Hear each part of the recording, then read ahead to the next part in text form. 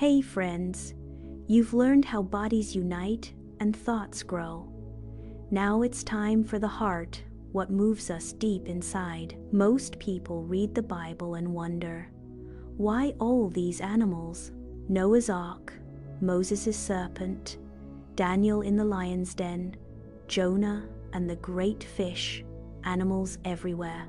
Swedenborg taught that nothing in Scripture is just a random story. Animals represent our affections, the loves, desires, and feelings that shape who we are. Read literally, it's ancient history. Read with correspondences, it's a mirror showing us our own soul right now. That's the power of the magic key. It turns the Bible into a living guide for our journey to heaven. Welcome to the wilds of affection. Here, your true loves will show themselves. The friends pass through the gate into a deep forest. Sunlight filters through leaves. Birdsong, rustling, and distant calls fill the air. Gentle deer, lamb, goat, and birds appear, along with glimpses of wolves and serpents in the shadows. Look at that baby deer following its mother. So gentle. It makes my heart feel warm. Like when I help my little sister. You know, that soft, caring feeling inside. Yeah, and the squirrel gathering acorns, so diligent and cute. It reminds me of how good it feels to work together with friends, like we did in the garden. That kind of helpful love. Hear that lion's roar in the distance? Powerful. I sometimes wish I had that kind of strength. But wait, is that a good thing? It makes me think of when I get angry and want to push everyone away. But that snake sliding through the grass, cold and sneaky, it makes me uncomfortable just looking at it. Like when I plan things too much and end up tricking myself into thinking I'm right all the time. Exactly. Animals reflect our affections. Gentle, useful ones. Deer, rabbits, lambs, doves show innocent, kind, and peaceful loves. Wild or harmful ones. Wolves, lions, when selfish, serpents. Foxes picture selfish anger, cunning, or cruelty. By noticing how these animals make you feel, you start to see your own heart more clearly. A pillar of soft blue light rises in a forest clearing. Teacher Swedenborg stands calmly within the light, then solidifies into his real presence with a gentle, golden aura. You've come far. This forest is a map of your hearts. Animals appear throughout Scripture because the Lord uses them to reveal our inner states. Read only literally, and they're just tales from long ago. But through correspondences, they ask us, what do you truly love right now?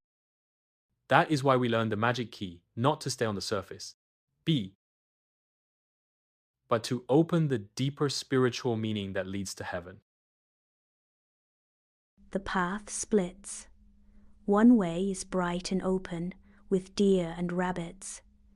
The other is dark and thorny, with wolves and serpents. The little devil sits on a dark branch, whispering. The bright path looks weak. Take the dark one. Be strong like a wolf, clever like a serpent. Get what you want. No one will stop you. Being strong isn't bad. Sometimes the world feels tough. You need power to protect yourself. And I get angry sometimes.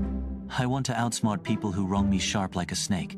Claudia and Chloe stop and sit in a circle. Honest sharing begins. I'll go first. I get jealous a lot. When someone else does well, I feel uncomfortable.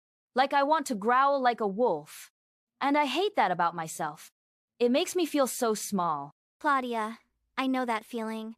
I get scared sometimes. When someone hurts me, I want to strike back like a snake with venom. It frightens me because I don't want to be that way. You're not alone in this.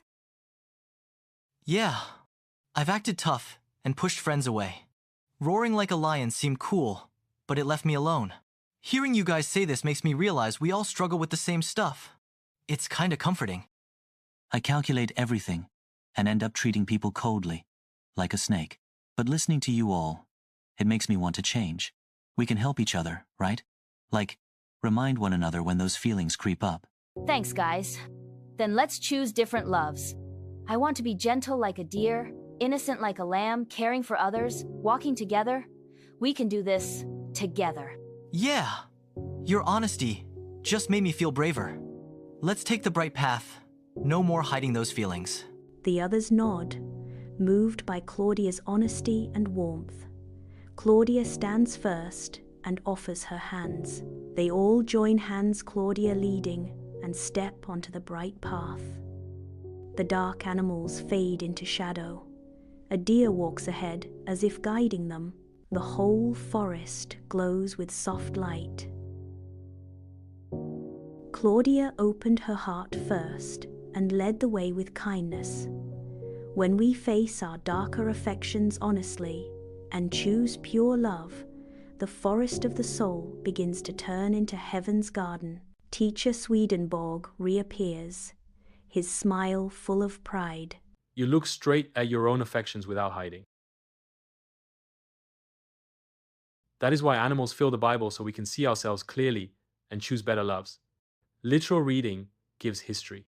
Think of how the Lord uses eagles to show spiritual sight, or lambs for innocence, not just as stories, but as lessons for our daily lives. Literal reading gives history. Correspondences give life, showing the spiritual truth inside every story, opening the gates of heaven. Your choice today was not small. Choosing pure love draws others close and builds heaven together. Keep sharing like this. It's how faith grows strong. Soft light gathers.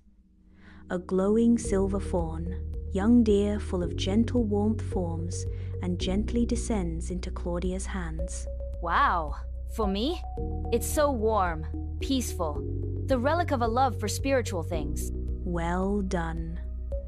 This time, Claudia receives the relic of pure love because she opened her heart first and led her friends with kindness. Power unlocked, warm affection's ability to overcome cold and selfish feelings, connecting people with gentle, true love.